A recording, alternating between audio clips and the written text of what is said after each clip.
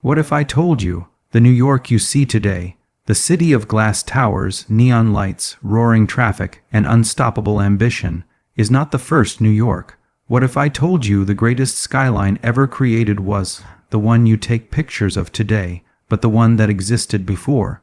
The one that was demolished, dismantled, scrapped, erased on purpose. No natural disaster destroyed it. No invasion burned it. No war flattened it. The enemy was progress. The weapon was ambition. The executioner was modernization. New York didn't collapse into the future. It bulldozed its way into it. It didn't preserve history. It rewrote it, and the most shocking part, most of you walking these streets every day have no idea what was lost. A century ago, New York wasn't trying to be sleek.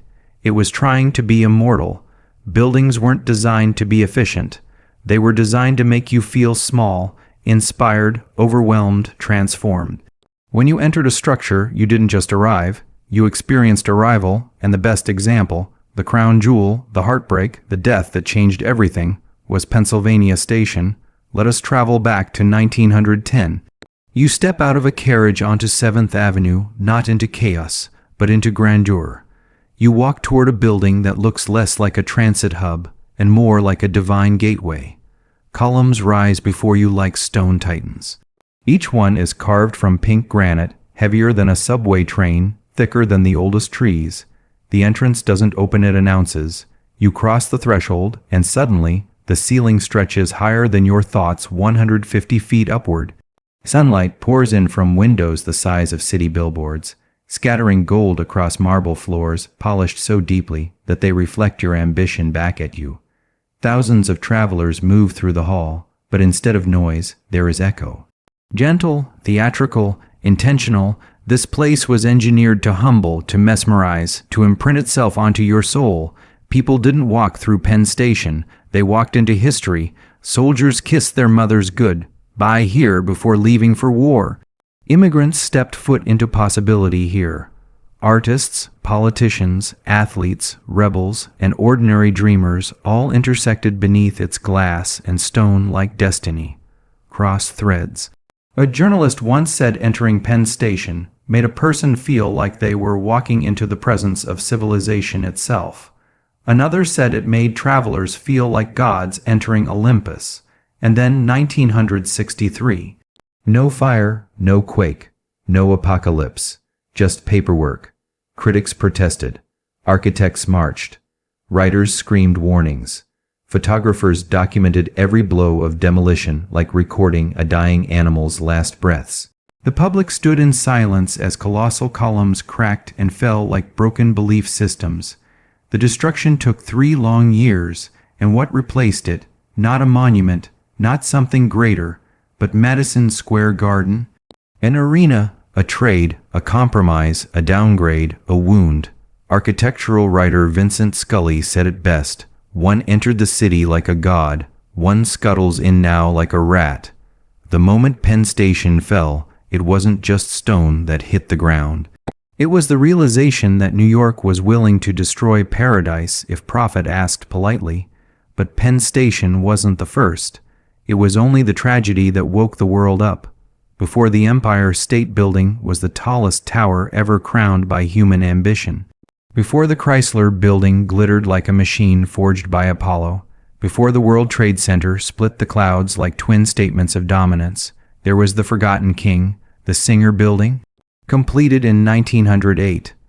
The headquarters of a sewing machine company that dared to build a needle so tall, the sky itself seemed stitched by its tip.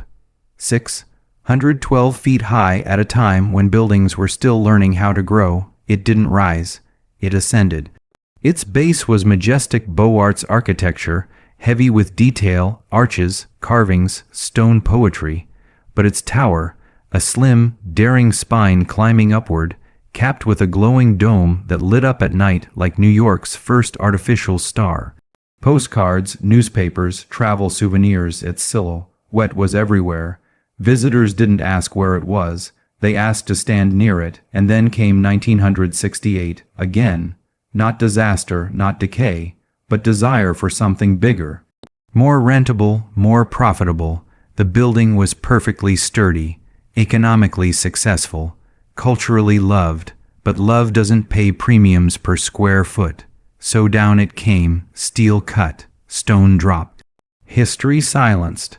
It remains to this day the tallest building ever intentionally demolished by its own city. No war did that, New York did. And if you think this pattern only targeted business and transit, let me introduce you to the palace where the world once went to be witnessed, the original Waldorf-Astoria Hotel. Opened in 1897, it wasn't a hotel. It was a kingdom where sleeping was optional and being seen was mandatory. Marble hallways stretched like royal timelines. Rooms were perfumed with wealth, not excess elegance. The kind that doesn't shout, but doesn't need to. Chandeliers glittered like galaxies engineered to impress aristocracy. There were ballrooms where reputations were made and wars were prevented. Corridors where plotted futures walked beside accidental futures. Diplomats dined beside poets, millionaires beside magicians, and separating the two sections of the hotel, the Waldorf and the Astoria, ran a 300-foot corridor known as Peacock Alley, not because of its design, but because of its purpose. People walked there not to move, but to be observed moving. A catwalk for the powerful, the beautiful, the interesting, and the eager to be interesting. Presidents didn't just stay there. They performed there. Deals that shaped history were signed there informally over cigars, laughter, and clinking crystal. Then 1929 arrived, a year most remember only for collapse, but New York was already thinking upward. Something taller, something that would punch the sky and become a symbol of America itself. The Waldorf-Astoria was purchased, closed, demolished, and from its ashes climbed a champion that did survive history, the Empire State Building. One icon destroyed so another could stand immortal. Poetic, yes, tragic, equally. And if these were the only losses, the story would already feel heavy. But these giants weren't alone.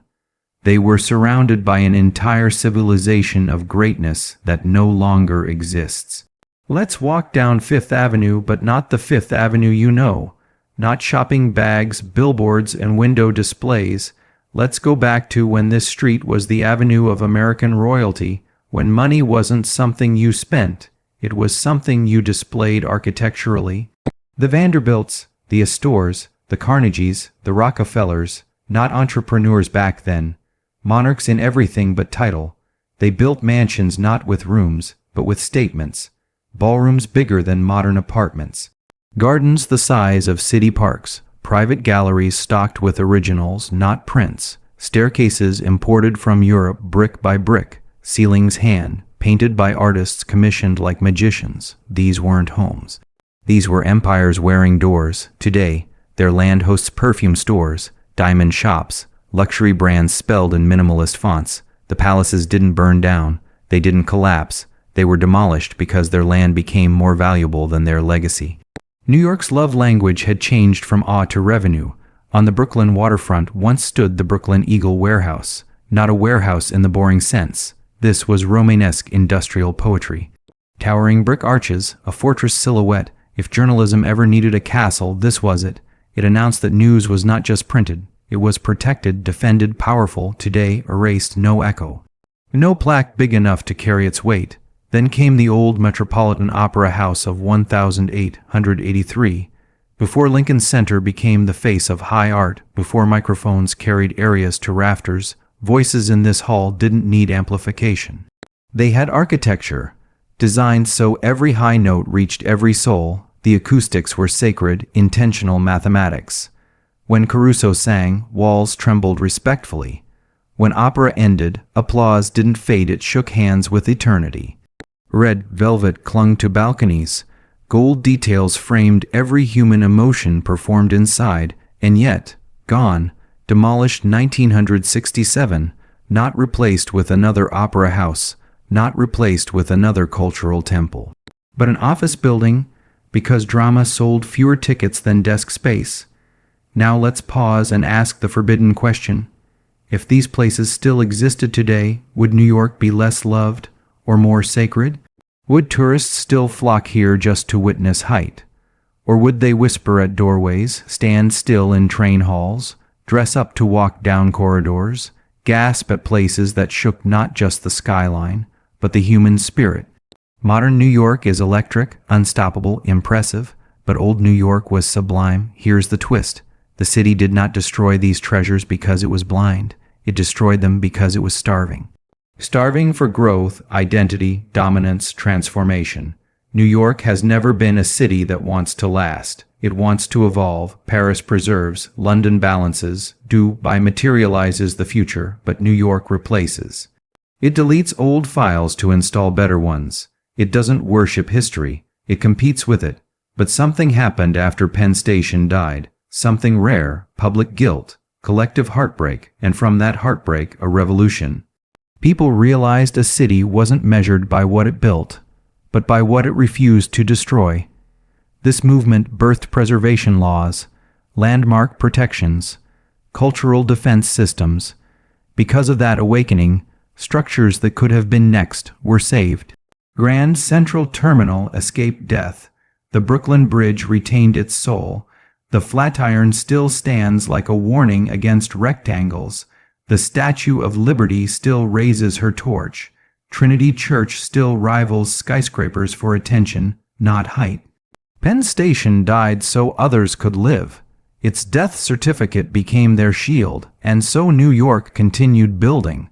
But it stopped building recklessly.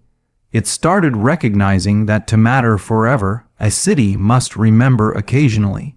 If the lost buildings could speak today, they wouldn't sound bitter.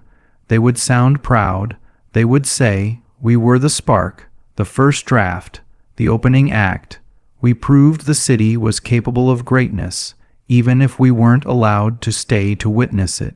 Because New York doesn't just construct skyscrapers, it constructs eras, it demolishes chapters to write louder ones. That's why it hurts to love this city, because loving New York means loving the temporary. Loving ambition more than permanence.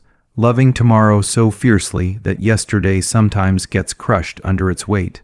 So next time you stand in Manhattan, don't just look up, look through, behind the steel. Under the asphalt, beneath the logos and lights and motion and noise.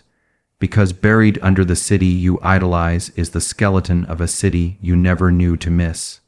A city more romantic, more ornamental, more daring, more divine, a city of arches, thrones, temples, domes, chandeliers, carvings, and handcrafted gods of architecture.